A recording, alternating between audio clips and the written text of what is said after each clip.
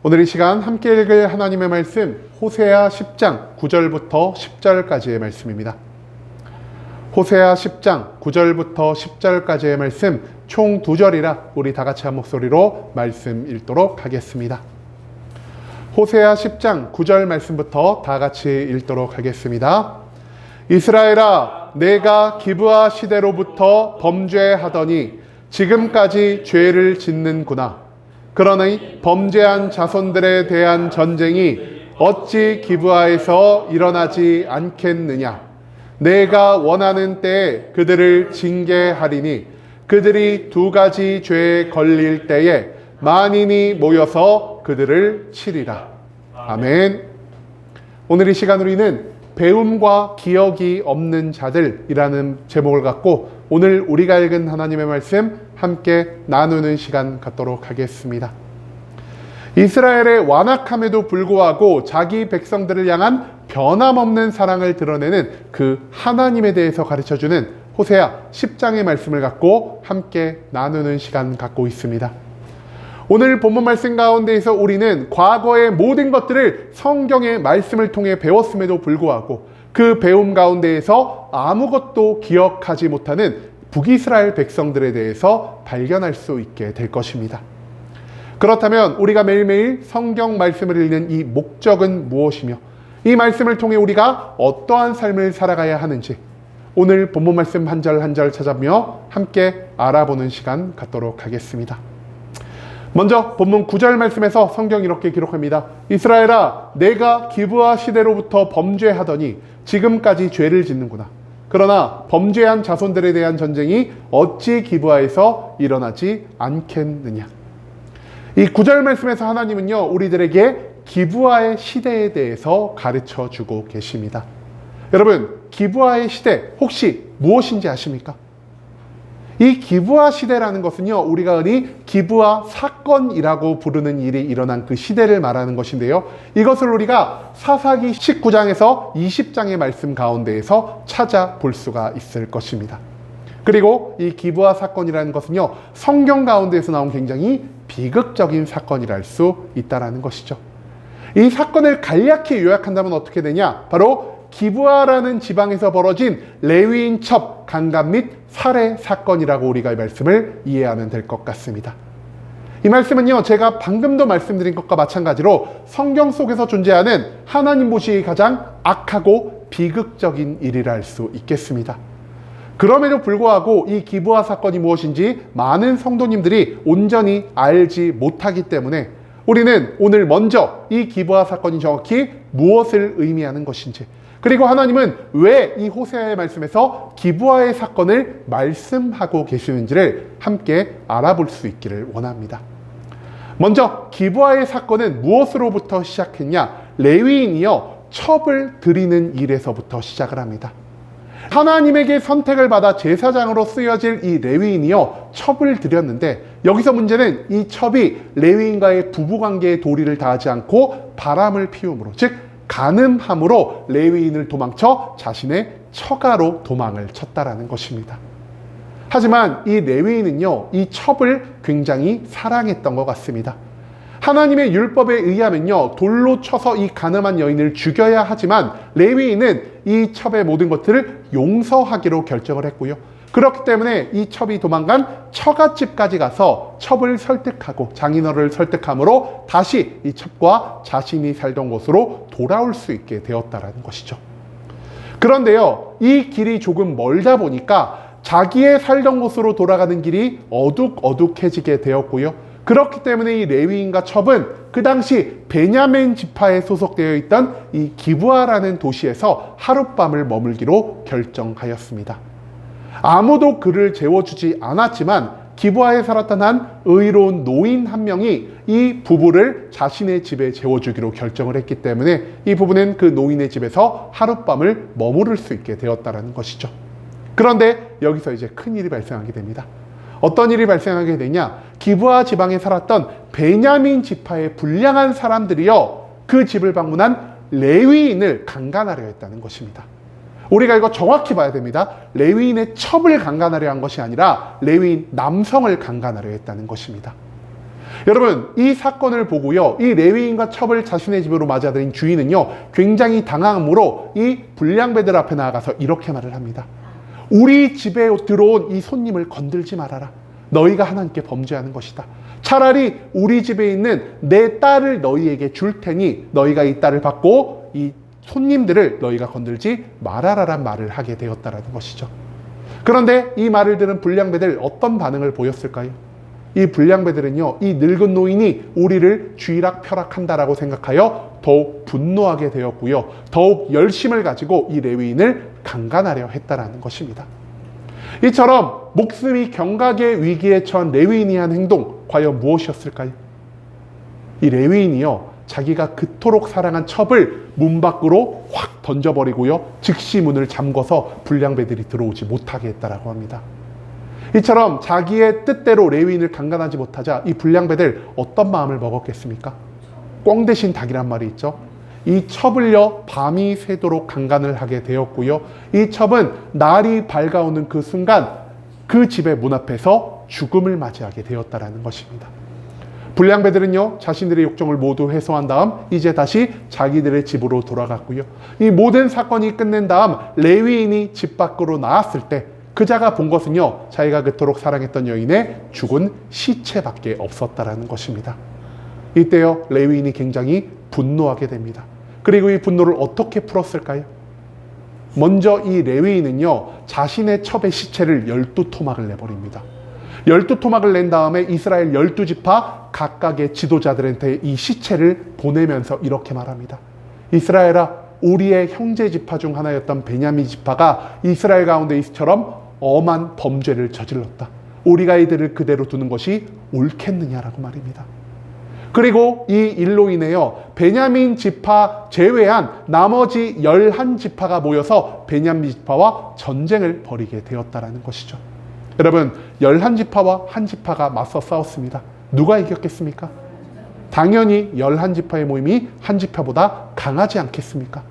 그렇기 때문에 이 전쟁으로 인해서 베냐민 지파는요, 정말 극소수의 사람만 남고 그 땅과 그 민족이 모두 멸망해버리는 이런 비극적인 결말을 맞이한 것이 바로 오늘 본문의 말씀에 나오는 기브아 사건이라 할 수 있다는 것입니다. 여러분, 이 기브아 사건 가운데에서 우리가요, 굉장히 복합적인 죄악과 비극을 함께 찾아볼 수 있는데요, 가장 먼저 우리가 누구를 봐야 하냐? 레위인을 바라볼 필요가 있다는 것입니다. 여러분, 레위인 어떤 사람들입니까? 이들은요, 하나님에게 선택을 받아서 제사장의 직위를 감당해야 하는 자들입니다. 그렇기 때문에 이 사람들은 누구보다 하나님의 말씀에 순종해야 했고요, 누구보다 하나님 앞에서 정결한 모습을 보여야 했다는 것이죠. 그런데 하나님이 창세기의 말씀에 아담과 하와를 만들면서 어떤 말씀을 우리에게 주셨죠? 한 남자와 한 여자가 만나서 가정을 이룰 것을 말씀하셨다는 것입니다. 한마디로 하나님이 이 땅 가운데 처음 세우신 기준은요, 일부 일처제라는 것이죠. 그런데 이 레위인이 무엇을 했다라고요? 부인이 있었음에도 불구하고 첩을 드리는, 한마디로 하나님의 말씀에 불순종하는 모습을 보였다라는 것입니다. 또한 모세의 율법에 근거하면은요, 가늠한 여인과 가늠한 남자 어떻게 하라고 성경이 기록하고 있냐? 그 마을에서 돌로 쳐 죽임으로 너희가 하나님의 율법의 지엄함을 알릴 것을 하나님이 명령하셨다라는 것이죠. 그런데 이 첩이 가늠했음에도 불구하고 레위인 어떤 모습을 보입니까? 이 첩을요, 용서하는 모습을 보인다는 것입니다. 한마디로 인간을 향한 사랑이 하나님에 대한 율법을 앞지르는 모습을 보였다라는 것이죠. 그리고 마지막으로 이 레위인이 어떤 모습을 보였죠? 그토록 내가 사랑했던 여인, 그토록 내가 하나님의 말씀을 어기면서까지 품으려 했던 여인을요, 내 목숨이 위기에 처하자 단호하게 버리는 모습을 보이므로 굉장히 악한 자의 모습을 보인 것이 바로 이 레위인이었다라는 것입니다. 하지만 레위인만 하나님 앞에서 범죄하였을까요? 그게 아니었다는 것이죠. 레위인의 첩은 어떻습니까? 레위인과 부부의 관계를 맺었음에도 불구하고 그 부부의 관계에 신실하지 못함으로 오히려 간음을 하는 죄악을 보인 것이 이 레위인의 첩이었다라는 것이죠. 그런데 이 레위인 첩이요, 단순히 간음만으로 끝났습니까? 여인도 알고 있었습니다. 간음한 자는 돌로 맞아 죽을 수밖에 없다라는 것은요. 그렇기 때문에 그녀가 선택한 것 무엇이었죠? 간음이 걸린 즉시 그녀는 처가로 도망을 가게 되었다는 것입니다. 하지만 그녀가 간음의 죄를 들키자마자 가장 먼저 해야 되는 것 무엇이었겠습니까? 그는요, 하나님 앞에서 회개하고 돌이키는 모습을 먼저 보여야만 했다는 것입니다. 한마디로 이 여인은요, 하나님 앞에서 범죄하였고요, 그 범죄로 인해서 언제 어디든 심판을 받아 마땅한 상황 가운데 놓이게 되었다는 것입니다. 마지막으로 오늘 본문의 하이라이트죠. 베냐민 불량배, 어떤 자들입니까? 이들은요, 하나님이 가장 미워하신다라고 할 수 있는 동성애의 범죄를 저지르려 했던 사람들입니다. 심지어 이것이요, 단순히 합의된 관계 내에서의 동성애가 아니라 아무런 남자를 보고 성욕이 일지 않는 남자를 대상으로 한 강간으로 이어졌다라는 사실에 우리가 이들이 더 큰 죄악을 범한다는 사실을 생각해 볼 수 있다는 것이죠. 그뿐만 아닙니다. 남자를 강간하는 것이 실패하자 이들이 그 다음에 한 범죄 무엇이었습니까? 첩을 강간하여 죽이는 또 다른 악을 더하는 모습을 보였다라는 것이죠. 그리고 이런 복합적인 죄악 가운데에서 이스라엘에 어떠한 비극이 일어나게 되죠. 이스라엘은요, 자신의 형제라고도 불릴 수 있는 베냐민 지파 사람들을 자신의 손으로 멸망시키는 모습을 보였다라는 것입니다. 한마디로 이 기브아 사건은요, 종교적이고 도덕적인 타락이 섞여서 민족의 가장 큰 비극을 만들어낸 일이라고도 볼 수가 있다라는 것입니다. 하지만 단순히 베냐민 지파만의 잘못으로 이 일이 벌어진 것이 아니라 레위인도 잘못을 했고요, 베냐민 지파 사람도 잘못을 했고요, 이 레위인의 첩도 잘못을 한, 한마디로 이것은 이스라엘 전체의 타락을 보여줄 수 있는 성경 속 가장 대표적인 사건이라 할 수 있다라는 것이죠.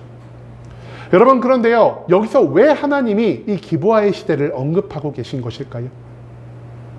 바로 변함이 없는 북이스라엘의 모습 때문이라는 것입니다. 북이스라엘 백성들은요, 자신들의 조상을 통해, 성경의 말씀을 통해 이미 기브아 시대에 어떤 일이 일어나는지를 모두 알고 있는 자들이었습니다. 그런데 지금 그들이 어떤 모습을 보이고 있죠? 하나님 보시기에요, 기브아 시대에 일어났던 이런 도덕적이고 영적인 타락이 여전히 북이스라엘 백성 가운데에서도 반복되고 있다는 사실을 오늘 본문 말씀은 우리에게 알려주고 있다는 것이죠. 한마디로 이들은 하나님에 대한 모든 말씀을요, 지식으로만 알고 이 말씀을 통해 삶의 변화를 만들어내지 못했다라는 사실, 이것을 우리가 기억할 필요가 있다는 것입니다.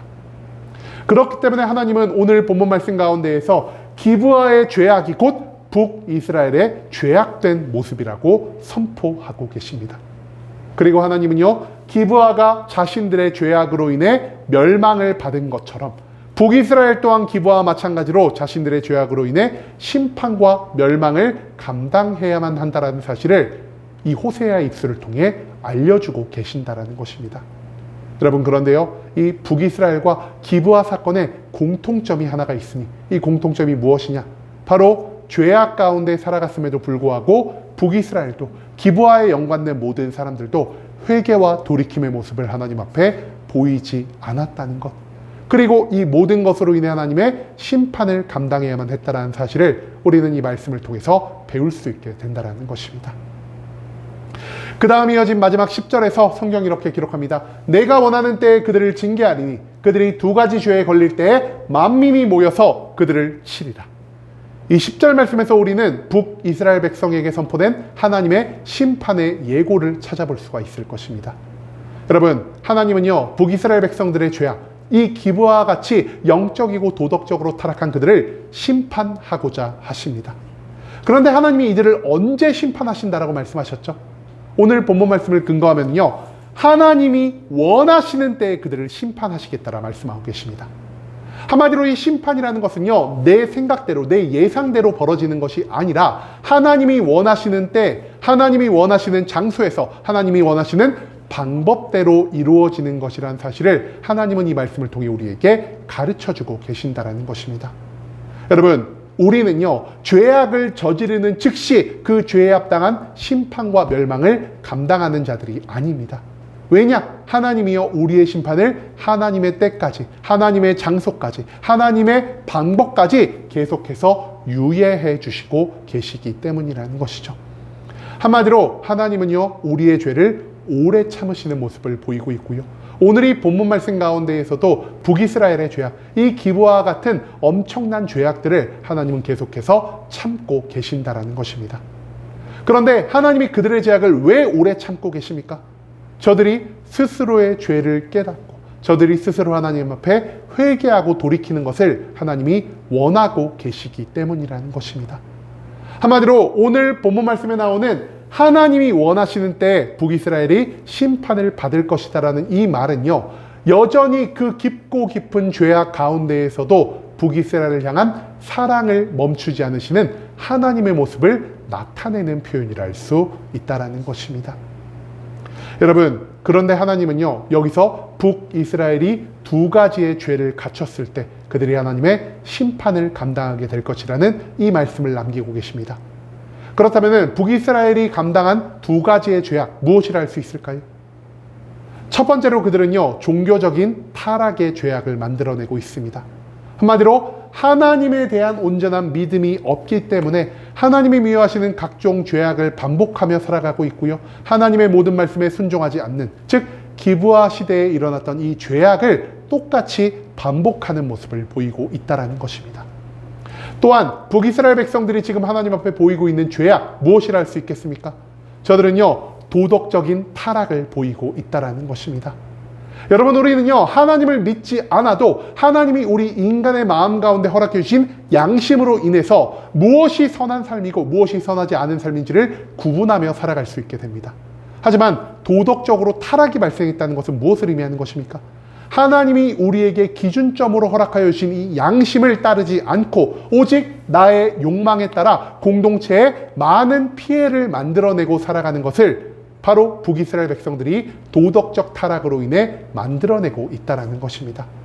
한마디로 기브아 시대의 그 베냐민 불량배들의 모습과 같이 북이스라엘 백성들도 계속된 타락의 모습을 보이고 있다는 것이죠.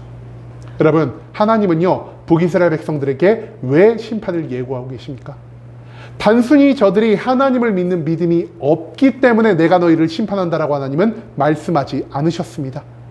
하나님이 저들을 심판하신 이유는요, 저들이 믿음이 없을 뿐 아니라 하나님의 언약 백성으로서 세상에 보여야 할 거룩과 사랑의 모습을 보이지 못했기 때문이라는 것이죠.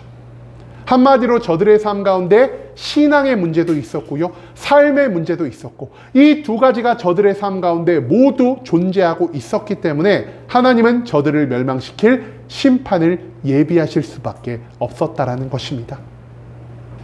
그리고 마지막으로 하나님은요, 어떻게 이스라엘 백성들을 심판하실지에 대해서 우리에게 가르쳐주고 계십니다. 하나님이 오늘 본문 말씀에서 어떠한 것을 도구로 북이스라엘 멸망시킨다고 말씀하고 계시죠? 하나님이요, 만민의 공격을 통해 너희를 심판하실 것이다 말씀하고 계십니다. 여러분, 우리가 하나님의 심판하면은 우리는 어떤 심판의 모습을 떠올릴까요? 우리는 대부분 뭔가 초자연적인 심판의 모습을 떠올릴 것 같습니다. 그래가지고 우리도 옛날 어르신들이 어떤 말을 하죠? 나쁜 일을 많이 한 사람 가면은 저 길 가다가 뭐 맞아 죽을 놈이라 그러죠? 벼락 맞아 죽을 놈이라 그러죠. 우리도요, 하나님이 죄인들에게 벼락을 내려 죽이시거나 아니면 악한 날에 막 불비를 내려서 소돔과 고모라처럼 저들을 멸망시키는 이러한 것들을 생각하며 살아갈 때가 굉장히 많다라는 것입니다. 하지만 하나님은요, 오늘 이 만민을 통해서 내가 너희를 심판하실 것이다라는 말씀을 통해서 초자연적인 현상을 통해서만 심판을 만드시는 분이 하나님이 아니라는 사실을 우리에게 가르쳐주고 계신다라는 것이죠. 하나님은요, 세상의 모든 세력과 세상의 모든 사람들을 통해서 인간을 심판하실 수 있는 분이십니다. 한마디로 북이스라엘은요, 외부에서 발생된 정치적이고 군사적인 공격으로 인해서 심판에 준하는 멸망을 경험하게 될 것이라는 사실을 하나님은 이 말씀을 통해 우리에게 가르쳐주고 계신다는 것이죠. 하나님은 지금요, 이 10절 말씀을 통해 북이스라엘 백성들이 하나님의 오래 참음 가운데에서 회개하고 돌이키지 않는다면 너희들이 반드시 멸망의 심판을 감당할 것이라는 말씀을 반복하고 계십니다. 하나님은 온 세상을 창조하신 분이시고요, 온 세상을 다스리시는 분이십니다. 그렇기 때문에 하나님은 때로는 자연을 통해, 때로는 인간을 통해, 하나님이 원하시는 모든 방법을 통해 우리 인간들을 심판하실 수 있는 분이시고요. 그리고 하나님이 우리를 심판하기로 결정하셨을 때 죄악된 우리는요, 그 누구도 하나님의 심판을 피할 수도 막을 수도 없다라는 사실, 그것을 하나님은 이 말씀을 통해 우리에게 가르쳐 주고 계신다라는 것입니다. 여러분, 우리가 매일매일 이 자리에서 성경을 읽고 말씀을 나누는 그 이유 무엇입니까? 우리는요, 성경 가운데에서 무엇을 발견하려 하죠? 우리는요, 하나님에게 많은 축복을 받은 사람, 하나님의 능력으로 성공한 사람들의 그런 이야기를 찾아보면서요, 아, 나도 하나님의 이런 축복을 받고 싶다, 나도 하나님이 이렇게 성공시켜주면 좋겠다라는 이러한 생각을 하며 살아가는 것 같습니다. 그런데 오늘 본문 말씀에서 하나님이 우리에게 무엇을 가르쳐주고 계시죠? 우리가 성경 말씀에서 진짜 찾아봐야 할 것은요, 믿음의 선배들의 실수라는 것입니다.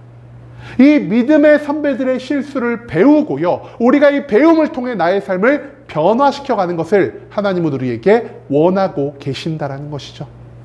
여러분, 그런데요, 우리가 성경 말씀 가운데에서 왜 축복이 아닌, 성공이 아닌 믿음의 선배들의 실수를 배워가야만 하는 것일까요? 여기에는 크게 두 가지의 이유가 있습니다.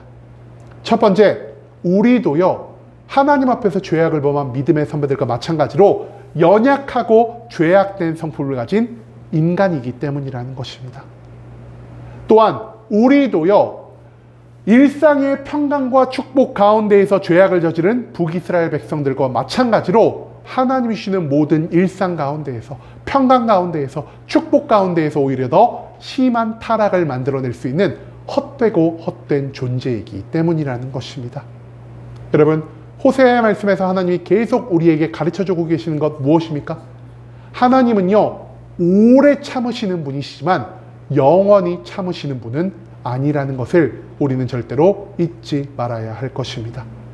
한마디로 하나님은요, 죄악에 합당한 심판을 예비하시는 분이시고요, 이 심판의 유예 기간 동안 우리가 우리 스스로의 죄를 깨닫고 회개하고 돌이키지 않는다면은 하나님의 피할 수도 없고 막을 수도 없는 심판을 감당해야만 한다는 것을 수없이 많은 성경의 말씀을 통해 우리에게 가르쳐주고 계신다는 것입니다. 그렇기 때문에 우리가 이 성경 말씀을 읽고 어떤 마음가짐을 가져야 할까요? 우리는 죄에서 멀어져야만 한다는 죄에 대한 경각심을 가질 수 있게 될 것이고요, 우리는 이 말씀을 통해 하나님을 온전히 믿고 하나님께 온전히 순종하며 살아가는 것이 얼마나 중요한 일인지를 매일매일 배우고 매일매일 기억하고 이 배움에 따라 나의 삶을 변화시켜 가야 한다는 것입니다. 하지만 북이스라엘 백성들은 어떤 삶의 모습을 보였습니까? 저들은요, 조상들의 말씀의 모든 지식은 갖고 있었으나 그 지식과 그 배움과 그 기억을 통해서 자신의 삶을 변화시키지는 못했습니다. 그렇기 때문에 하나님에 대해서 아무리 많은 것을 알고 있다 하더라도 저들은 하나님을 향한 온전한 믿음을, 하나님을 향한 온전한 순종을 보이지 못하고요, 매일매일 기브아의 죄악을 반복하는 모습을 보일 수밖에 없었다라는 것이죠. 한마디로 이스라엘이 심판을 받고 이스라엘이 멸망한 이유 무엇이라 할 수 있겠습니까? 저들이 하나님의 말씀을 단순히 지식으로만 받아들였기 때문이라는 사실을 우리는 절대 잊지 말아야 할 것입니다. 기브아의 죄악이 배움과 변화 가운데에서 사라지지 않고 계속 이스라엘 백성들 가운데에서 반복되었을 때 하나님은 기브아를 멸망시키신 것처럼 북이스라엘 백성들 또한 멸망시키기로 결정을 하셨습니다. 왜냐? 저들이 여전히 반복되는 죄악 가운데에서 하나님 앞에 회개와 돌이킴을 보이지 못했기 때문이라는 것이죠. 한마디로 하나님의 말씀을 통해 배우고 그 배움을 통해 나의 삶을 변화시키지 않는 자들은요, 하나님의 준엄한 심판을 감당할 수밖에 없다라는 사실을 오늘 이 본문 말씀은 우리들에게 알려주고 있다는 것입니다. 여러분, 이제는요, 우리가 매일매일 반복되는 이 성경 말씀을 읽고 묵상하는 삶 가운데에서 단순히 지식만을 늘려가는 것이 아니라 우리의 삶을 변화시켜 나아갈 수 있길 소망합니다.